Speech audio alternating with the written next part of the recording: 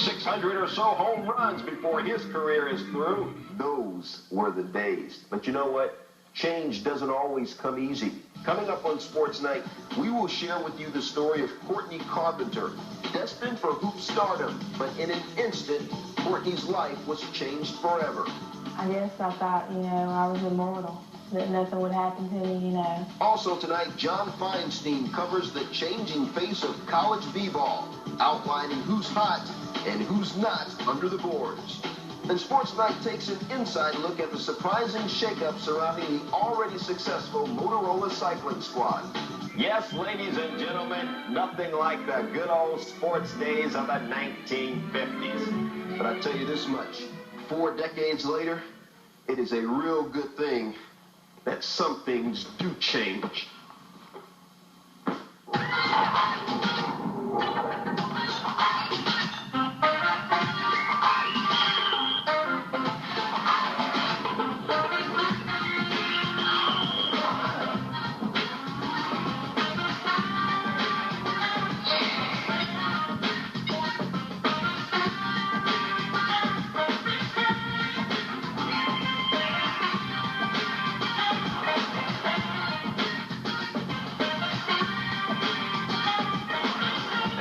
It's the new look edition of Sports Night. She's Susie, I'm Stuart. Thanks for taking the time with us.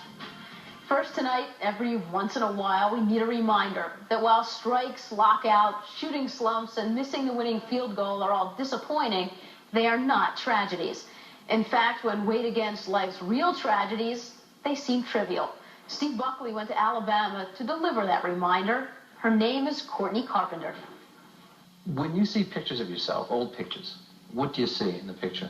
I guess I thought, I was immortal, that nothing would happen to me, that I'd just live forever, not have a care in the world. She was a good player, and there was no doubt in my mind that she was going to be one of the best players to come out of Alabama. As a sophomore at Hatton High School, Courtney Carpenter averaged 25 points and 8 rebounds a game, on her way toward an all-state selection. Well, everybody was jealous of her from other schools because they couldn't stop her. It was Courtney Carpenter's dream to play her college basketball here at the University of Alabama, and she was well on her way to achieving that goal. There was no question in my mind just as soon as I met the kid that she was a special individual. It all seemed so perfect, but Courtney Carpenter's life was fated to go down a different road. I was going home from my best friend's house. I don't know if it's called intuition or what. I just felt like something bad had happened. Sure enough, it had. I hit a little dip in the road and just lost control. Of course, when it did that, I started fishtailing and, man, hit a tree. I reached down to touch my leg because I couldn't feel anything. She wouldn't even talk to me. I found her laying in the back seat on the passenger door. She wasn't wearing a seatbelt. I could hear my daddy hollering for me. He was saying, "Baby, it'll be okay, I'll get you." I said, "You're going to be all right." She said, "Dad, I'm cut in two." And I kept telling him that I felt like I was cut in two. Then it just hit me with, something's wrong. She can't move those legs. Her daddy came up to me and he was crying. He told me that she was paralyzed from the waist down and that they told her she would never walk again.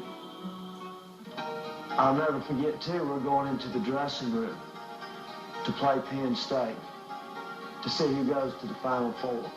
And I told our team, we never, ever know. We never know what tomorrow could bring. And here's this young lady who would have cut her arm off to be a part of what we had the opportunity to do. Now, let's win this one for Courtney. And Alabama is going to the Final Four for the first time ever.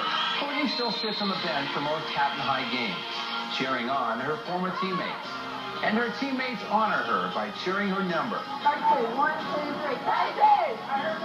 And fans still surround her. Look, Mommy, he's pushing me around. But underneath all the smiles is a pain. Sometimes I think she's holding it in and keeping it from us and don't want us to be concerned. When I'm, hurt and I don't really like to tell anybody, I just like to, keep it to myself. instead of us saying, it'll be okay, Courtney, she was saying, it'll be okay, Robyn, Dad, you know, everybody. Are you back, you personally? I don't know if I'll ever be back or not, completely.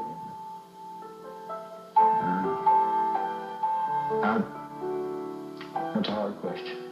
But the tough questions are still out there. Why? Just asking, why did this have to happen to Courtney? Why did this have to happen to us? Why could it not have happened to me?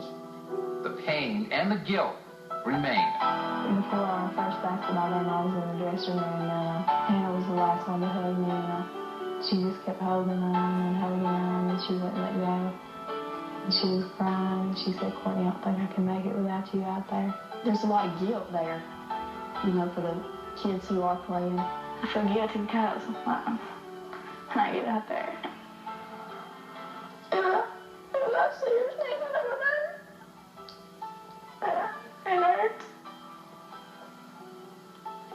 I see her sitting her back in a wheelchair. You know how they call out the names before basketball games, like, I just keep having a dream and I keep hearing. And starting it says number 32, Courtney Carpenter, and I can see you around out there now.